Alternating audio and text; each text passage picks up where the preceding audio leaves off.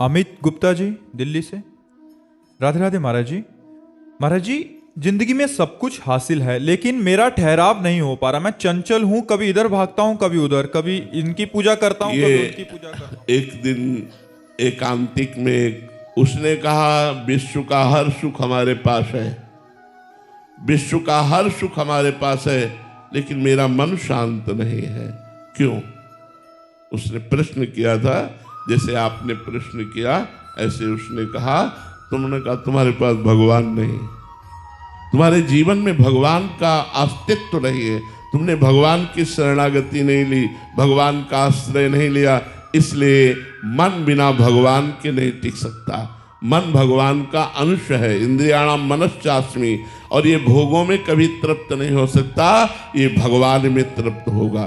देखो, हमको लगता है कि अगर अमुक भोग हमें मिल जाए तो मैं तृप्त हो जाऊंगा, लेकिन उसको कोई भोग रहा है और वो दूसरे को चाह रहा है और वो तीसरे को चाह रहा है। यार है क्या समस्या?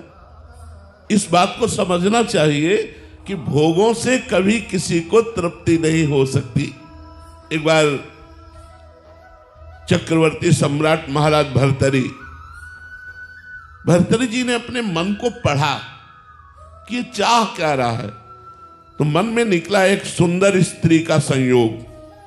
चक्रवर्ती सम्राट थे, उन्होंने ऐलान कर दिया कि चक्रवर्ती सम्राट महाराज भर्तरी ब्याह करना चाहते हैं, लेकिन अपनी पसंद का। सुंदरियां एकत्रित हों और हम उसे चुनेंगे। तो चुना एक बहुत ही सर्वांग सुंदर, उनके मन को अच्छी लगने वाली, जिसका नाम पिंगला था, उसको चयन किया। अब वो बहुत ही महान पुरुष थे, इसलिए कोई साधारण भोगी पुरुष तो थे नहीं। तो उन्होंने कहा मैं राजकर्म से इस्तीफा देता हूं और विक्रमादित्य मेरा छोटा भाई राजकर्म को देखेगा, मैं केवल भोग भोगूंगा, क्योंकि मेरा मन कह रहा है कि इसमें सुख है, तो मैं खोज करूंगा। एक अलग महल हो, तो चक्रवर्ती सम्राट थे, सारी व्यवस्था हो गई। राज कानून को विक्रमादित्य ने अपने हाथों में संभाल लिया। बहुत बड़े, वो भी बलशाली और बुद्धिशाली थे विक्रमादित्य जी। भर्तरी जी तो अनन्य थे केवल पिंगला के, लेकिन पिंगला को अच्छा नहीं लगता। वो सुंदरी थी, उसका मन था और कुछ। तो एक दिन वो महल की खिड़की से झांक रही थी, तो एक सर्वांग पुष्ट अश्वपाल जो घोड़ों की रक्षा करवाता था, वो सबका प्रधान था, उसको देखा, उसको जमा। भर्तरी जैसे चक्रवर्ती सम्राट से मन हटकर घोड़ों की रक्षा करने वाले में मन उसका लगा। और रानी थी, अपनी दासी से बोली उससे मिलने का एकांत समय। वो मिला। सरकार, उनका ऐसे नहीं, हम तुमसे दोस्ती करना चाहती हैं। अरे सरकार, हम तो आपकी जूती हैं, दोस्ती क्या, हम तो आपके घोड़ों की सेवा करने वाले हैं।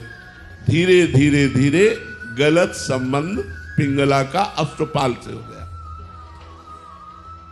एक भर्तरी जी के राज्य में ब्राह्मण तपस्या कर रहा था धन प्राप्ति के लिए। देवराज इंद्र के मंत्रों से देवराज इंद्र को रिझाना चाहता था। बड़े तप और व्रत से जब उसने नियम पूर्ण किया, तो देवराज इंद्र प्रकट हुए, बिना कुछ बोले एक फल दिया, कहा यह अमृत फल है, इसको खा लेने पर अमर हो जाएगा, और अंतर्ध्यान हो गए। तो उसने कहा कि मेरी बात तो सुनी नहीं, मुझे अमृत फल क्या चाहिए, गरीब ब्राह्मण वैसे ही, और मुझे अमर होके क्या करना है, मुझे तो धन चाहिए था। देवराज इंद्र ने अमर फल दिया, आप क्या करें? उन्होंने विचार किया कि महाराज भर्तरी को ये अमर फल दे दे और हम उनसे मनमाना धन ले सकते हैं। ऐसा ही किया। महाराज की जय हो। राजा के चक्रवर्ती सम्राट भर्तरी के महल में दो के लिए छूट थी, एक निजी सेवक और एक ब्रह्म ऋषि। अगर ब्रह्म ऋषि आना चाहते हैं तो उनके लिए कोई रोक नहीं थी।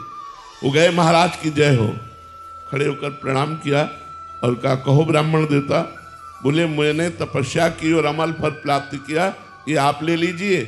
उन्होंने आदेश कर दिया खजाने से जितना धन चाहे उनको दे दो। अमर फल लिया। विचार किया भर्तरी जी ने कि मैं तो प्यार पिंगला से करता हूं, अमर फल पाकर क्या करूंगा? यदि पिंगला अमर हो जाए तो जब तक मैं जीवित रहूंगा मेरे सामने रहेगी।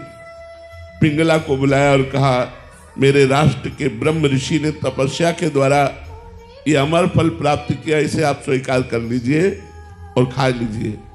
उनका अमर फल तो स्नान आदि करके पवित्र अवस्था में पाया जाता, मैं पालूंगी, आप निश्चिंत रहिए।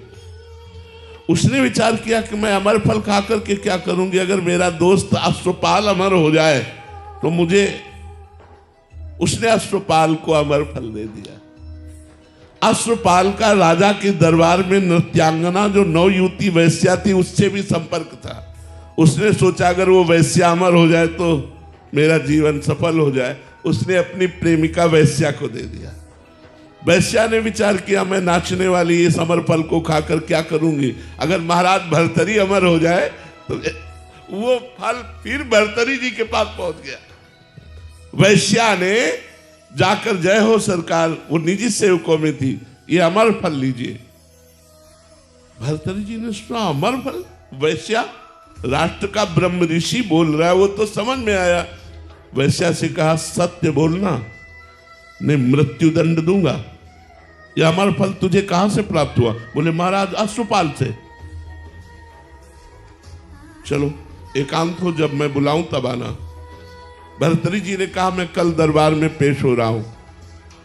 दरबार में पेश हुए, अश्वपाल को बुलाया, अगर सत्य बोलेगा तो तुझे माफ कर दूंगा, बोल तुझे ये अमर फल कहां से मिला? तो उनका महारानी पिंगला ने दिया। पिंगला से कहा कि मुझ चक्रवर्ती सम्राट से तुझे तृप्ति नहीं, अय अश्वपाल तुझे पिंगला से तृप्ति नहीं, तू वैश्या से। धिक्कार है इस काम को और इस मन को। और अपना सम्राट पद वहीं इस्तीफा दिया और घोर वैरागी बनकर के भजन किया और भर्तरी शतक की रचना की, जो बड़े बड़े वैरागी जन पढ़ करके वैराग्य धारण करते। तो ये मन हमारा सोना चांदी रुपया पैसा घर मकान स्त्री पुरुष इनसे तृप्त होने वाला नहीं। जब तक भगवान नहीं मिलेंगे तब तक हमें शांति नहीं मिलेगी, तब तक हमारा मन तृप्त नहीं होगा, तब तक हमारी इच्छाएं हमको रौंदती रहेंगी, कभी ये इच्छा कभी ये इच्छा कभी ये इच्छा। आप जब अपने से बड़े को देखेंगे तो आपके हृदय में जलन हो जाएगी, लगेगा मुझे ऐसा होना चाहिए। जब आप वैसा हो जाएंगे तो आपको और बड़ा दिखाई देगा, माया आपके सामने पेश करती जाएगी। तृप्ति कभी नहीं होगी, तृप्ति होगी भगवान की प्राप्ति से। तब लगी कुशल न जीव कहूं, सपने हूं मन विश्राम, जब लगी भजत न राम कहूं, शोक धाम तज काम। जब तक भगवान का भजन नहीं होगा तब तक तृप्ति नहीं हो सकती।